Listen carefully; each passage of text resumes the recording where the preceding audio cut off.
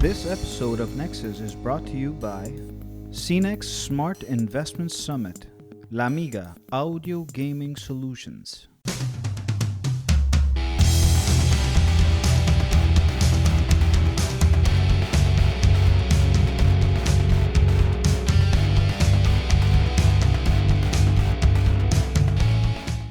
Ladies and gentlemen, welcome back to Nexus. We're here at the CINEX Summit, where the theme is the orange economy. We have with us a very, very special guest. He's in our top 10 of the interviews that we're doing. He was very happy to hear that. He thought I was being politically correct with that, but it's really true. I mean, we just started today with our podcast, and we have Fabien Cousteau here with us. He's a conservationist. He's Aquanaut. And he's the grandson of none other than Jacques Cousteau. I mean, I cannot believe in my top 10, I have royal blood here, marine blood. It's a pleasure to be here on the platform. Yeah. Absolute pleasure, honor to be here. Yeah, no. And look, we have music. I think the festival's already started. I think they're announcing lunch with the music. I think that's what it is. I think they're saying, "Okay, guys, everyone to lunch." But Fabien. Welcome to Curaçao. First of all, have you been to Curaçao before? I have. I've been to Curaçao several times, as well as the neighboring islands. It's just a wonderful place. It's one of those host spots. I see the planet from the bottom up, so to speak. And your whole life, I think. I've been scuba diving since I was 4. I've been on expeditions with my family since I was 7, and so it's my home. The ocean is my home, and having seen it change quite a bit, it's so nice to come to places like Curaçao, Bonaire, and a few other places in the world where you still go back and you still see a fireworks display of life, a beauty, an interest. And having said that, if you take all of ocean exploration today, we've explored less than 5% of our ocean. Absolutely. So this is job security for a long time to go. Job security. You can always invent a reason for looking for funding. Say, hey, I got to go back down there. I mean, we still have 95% to go. It's not even inventing. I mean, there's so much that you can do that. If you look at it, the reason why my grandfather was able to bring those stories to life on television and so on big screen is because of innovation, because of being able to build the tools that he needed. Yes. The regulator with Émile Gagnon, the first underwater submarines for scientific research. Which didn't exist. None of this existed. He had to make it. First underwater cameras. To reach his goal, he had to create the stuff He had to create these things. And so it's this out-of-the-box thinking. It's this drive of curiosity to be able to go deeper, longer, and further and think outside the box that really got him to where he was. Does someone have to be an engineer? Doesn't it have to be just someone who's curious? No. I mean, what makes someone You have to think. You have to dream. And then you have to make your dream possible. Yeah. It's not yes, of course, if you have the skills, then it's easier to get to your goal. But if you don't have the skills, you can always learn the skills. Yeah. And if you're good, if you want to learn, I mean, if you want to learn, but if you're a good entrepreneur, yourself, if you're someone who thinks that anything is possible, and I truly believe this, then you can find the people who help you make your dream possible. Well, Fabien, where you're looking at those people here in our little setup here that we're doing. We're launching Nexus here at CINEX. It's our little video podcast that we're starting with the best intentions and in an objective, with an idea to inspire entrepreneurs, business owners, and executives. And we've done it like this. I have never done TV in my life. I have. You could have fooled me. I've never questioned anyone like that. I'm questioning you right now, and I've never done interviews. So, but we've had to make it up, like what you were explaining. And we're entrepreneurs. I've had other businesses. This is the first time I do this, and I'm enjoying it very much. So and having you here is very exciting. I want to ask you something. How the whole idea of the summit is the orange economy. Why are you here?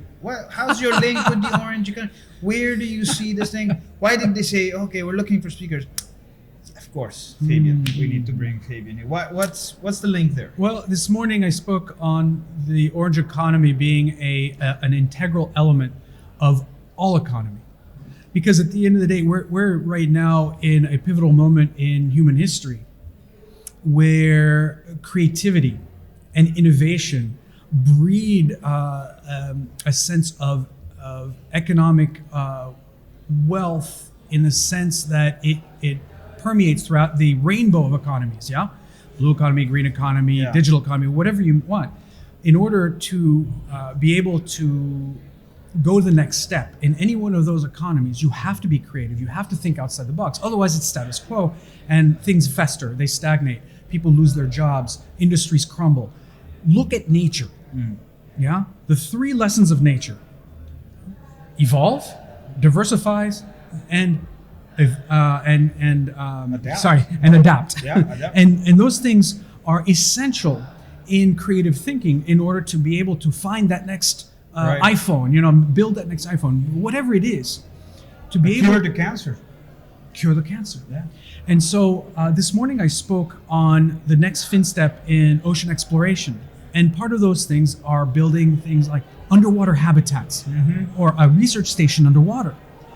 This is, in some ways, I've been called crazy, impossible, all these things. But isn't that how we got on the moon? Isn't that how we built a space station? Absolutely. Isn't that why we're thinking about colonizing other planets? Why are we not colonizing the undersea world? That's a very good question. And did you read comics when you were a kid? Did you yes, like the comics? Of course. We all read the story of Atlantis and all this. And I'm a big sci-fi fan. I'm a big fan of illustrating. To think like you do, to think in that way, you cannot help but to love sci-fi. It helps you stretch that imagination.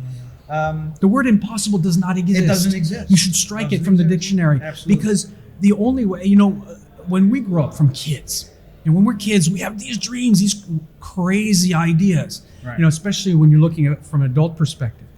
And then as life comes and shapes and molds us and trains us to think that we have to think in a linear way, we start using that word impossible as an excuse not to address the problems that we've set for ourselves. Instead, think outside the box. Right.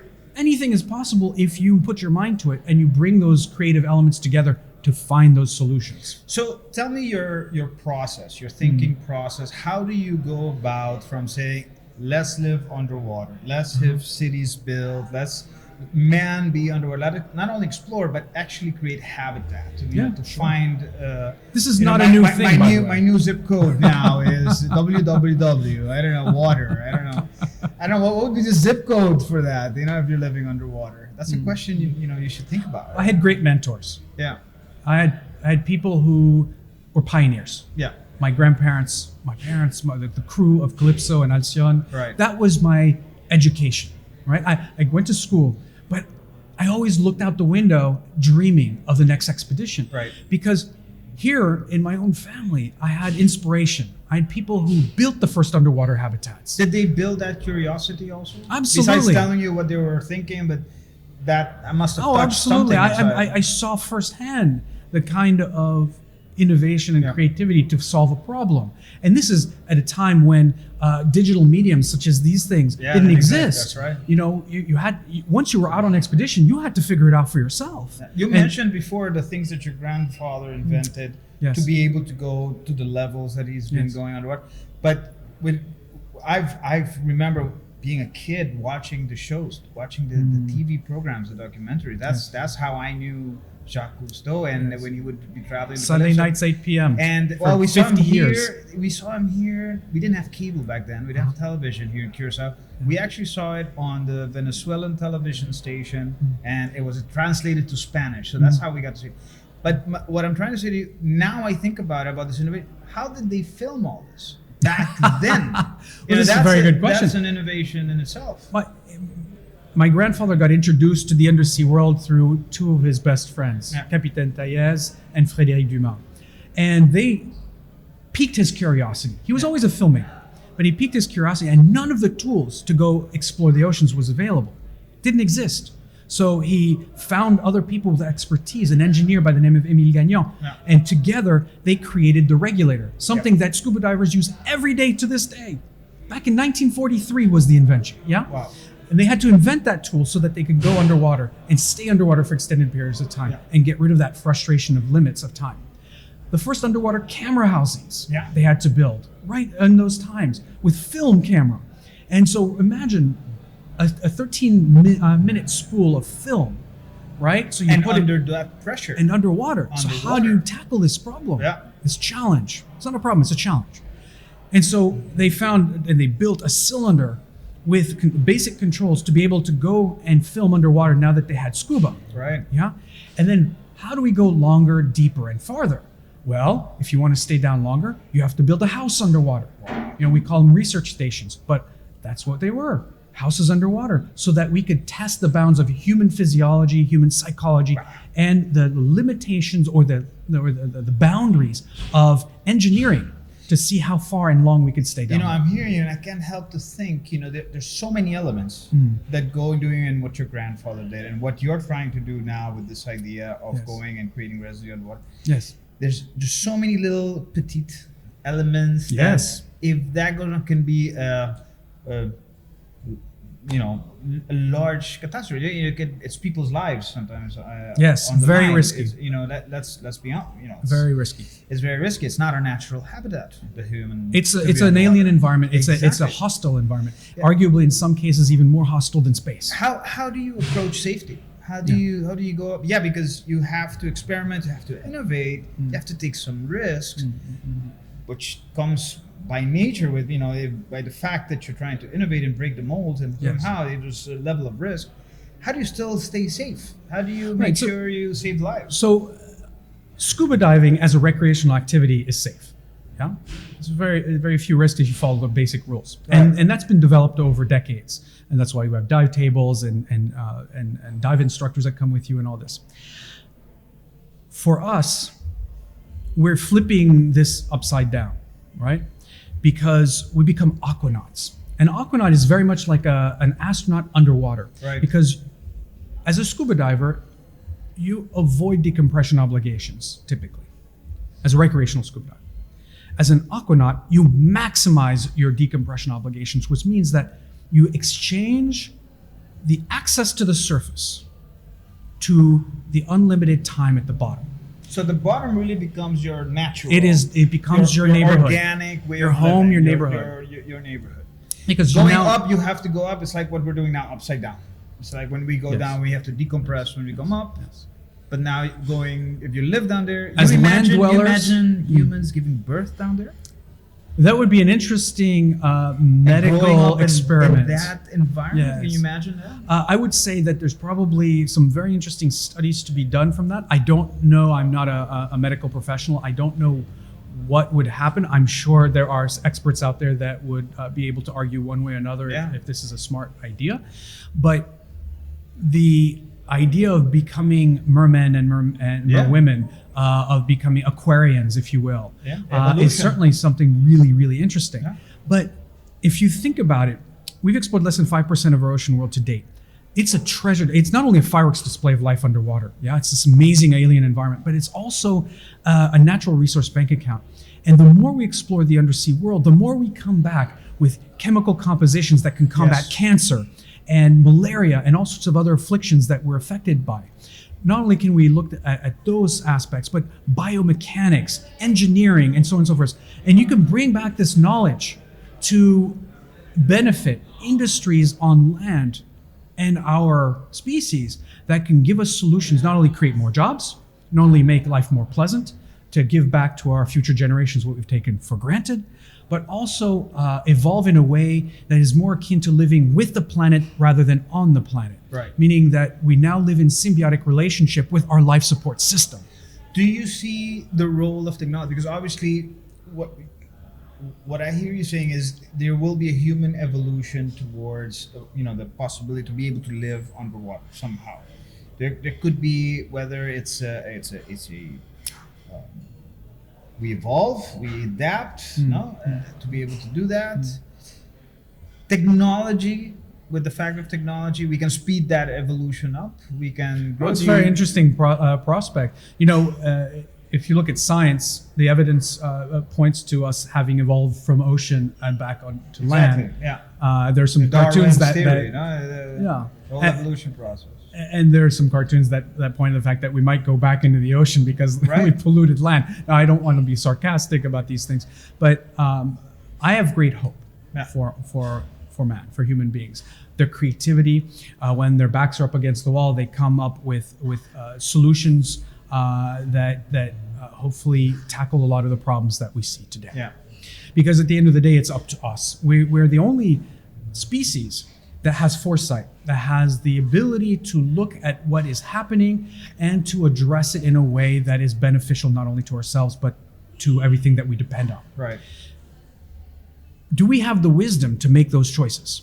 Do we have the ability to be creative and think outside the box, to address these in ways that not only bolster what makes us possible, but also what enriches us, each and every one, in various ways, including, of course, the economic aspect of things.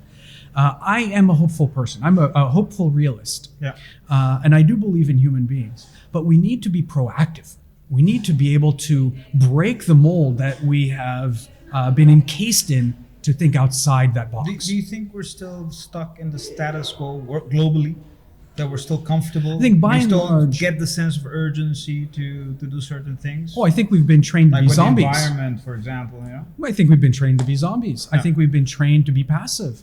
I think that human beings have the capacity, individuals have the capacity to change their situation if they really try.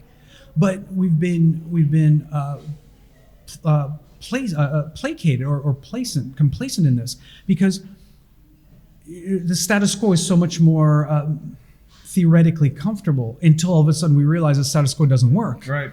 And then all of a sudden we're faced with some dire consequences. Yeah. So why not avoid the dire consequences and start being proactive and changing the course that we've set for ourselves as individuals and as a society? I know we need to wrap up because you do have to go to another meeting, and I'm loving this conversation. and I think we could. It's a very philosophical conversation. We could talk for.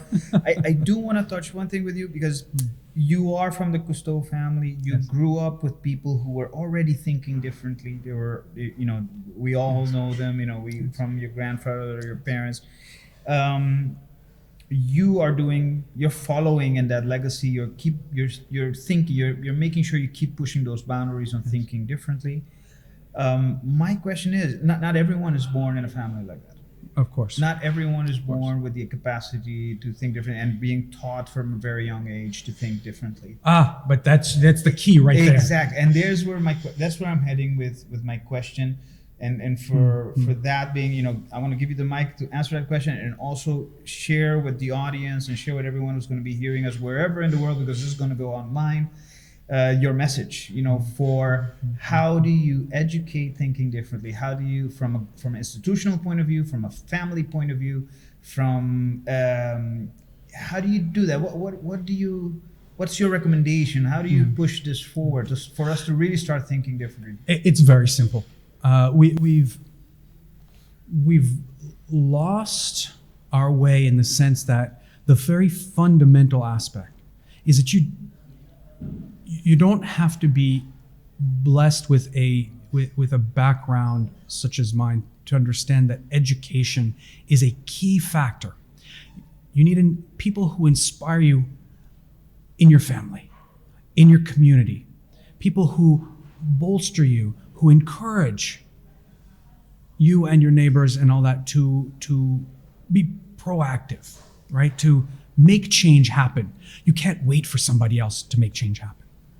And together, those communities will become better communities on every level.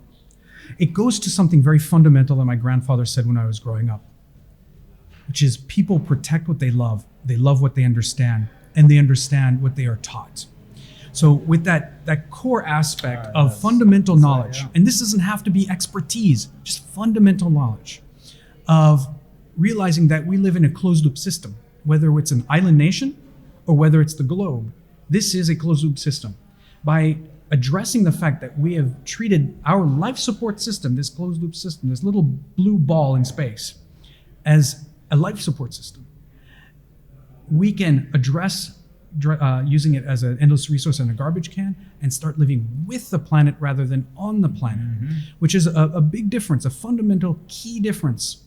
So it's that integration, ultimately. It is absolutely an integration of that in our psyche as well as in our actions. That's right. Our everyday actions as individuals, whether you are a worker at a plant or an accountant or a lawyer, whatever your discipline is, whatever your passion is, whatever your job is, you are a leader in yourself, you're a leader in your family, you're a leader in your community, and you are responsible for your everyday decisions. Yeah. And it goes to another thing that I learned when I was growing up as my first internship. I went to a company called Seventh Generation, and their mantra is something that the indigenous of North America used to make their decisions on, which is, for every deliberation, we must take into account the impact on the next 7 generations. Wow. So do not throw that piece of plastic in the street or on the ocean. Do not take out endangered species out of the ecosystem. No. And start innovating, whatever that means to you. Always, always, always remember that nothing is impossible if you put your mind to it and you put the effort necessary and ask for help to make it happen. Very, very good last point there for ask for help, because I think there's where a lot of people stop. They keep them short. There's knowledge to be shared. Yes. And you only know as much as you know. Yes. But then you ask someone like It takes a Cousteau, village. It takes a village. And you ask professionals like Fabien Cousteau who know about certain stuff. I'm an expert in nothing. Yeah. But I have been blessed with a curiosity. Yes. And I've been blessed with people who believe in the vision. And if I don't have the knowledge or I can't find the knowledge, I ask. Yeah. Very important. Ask. Always ask, because no one is an expert in everything. Please ask for help. Yeah. That is a great note for us to end the interview on. I promise you I could keep on talking with you for a very long time. I love picking your brain and getting the feedback. We're blessed to have you here on the island. Have you been to the Curaçao substation? Quick Oh yes. Yeah. I've had the pleasure of going down in the Curaçao and all that. Nice. No, it's a wonderful facility. Yeah. And if you have the ability and the means to do so, go take a ride in the Curaçao. That will definitely open your eyes to the undersea world. You don't have to be a diver. No, I totally enjoy it. I did the dive with the substation and really amazing. Really so.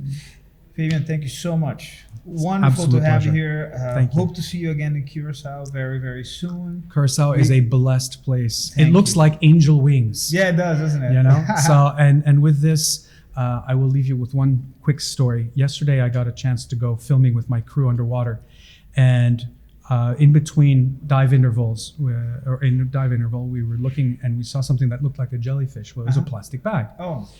Before I could say anything, the captain took his boat hook out and took the plastic bag out of the water and put it into the garbage. Nice. This is the kind of caretaking and the kind of consciousness that we need to make a better planet. That's true. And it happened right here in Curaçao. Yes, that's true. Yeah, great story to end with. On a very high note. That's a very positive thing to end it well.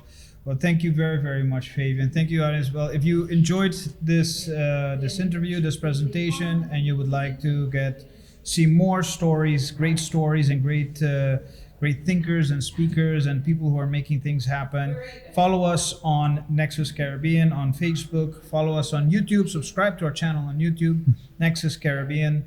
Thank you very much for following us. Until next episode. Thank you. This episode of Nexus was made possible by CINEX Smart Investment Summit, La Amiga Audio Gaming Solutions.